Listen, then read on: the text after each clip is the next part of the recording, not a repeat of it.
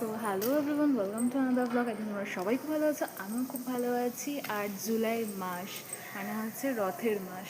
তো রথের মাসে রথের মেলায় যাব না সেটা বললে কি হয়? তো সেই জন্যই আজকে বেরিয়ে পড়েছি রথের মেলায় যাওয়ার উদ্দেশ্যে। তবে সচরাচর যে মেলাটায় যেয়ে থাকি, আজকে সেই মেলাটায় যাচ্ছি না। এই মেলাটায় আমি আজকে ফার্স্ট টাইম যাচ্ছি।